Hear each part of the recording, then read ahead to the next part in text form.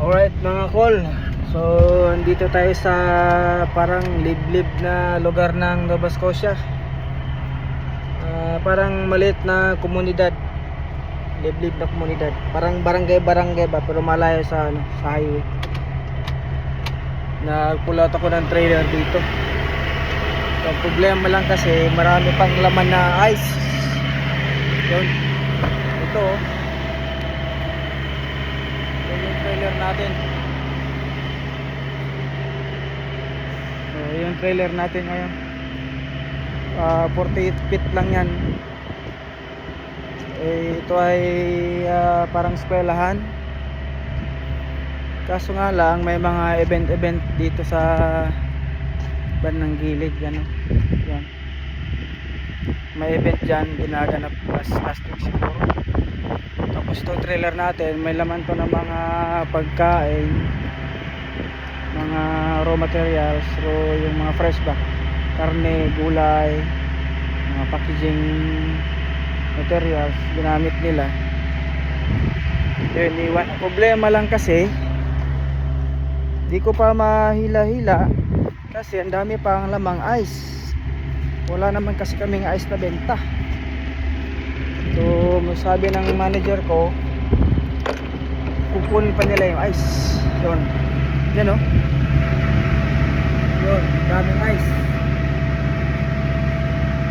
Tatanggalin nila yan, may pupunta dito. Tsaka yun pa o, may ice, saka may tubig. So kailangan lang tanggalin yan kasi wala kaming pangargang ice.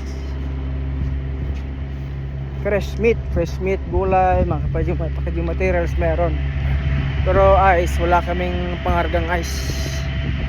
Hindi kami di-deliver ng ice. Daming ice dun sa dun sa warehouse. Saka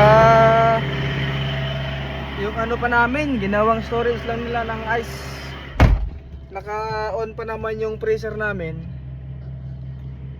Yun, ginamit na nilang pampalamig ng ice nila. So anyway, wala naman akong dyan kasi sa kanila naman yan.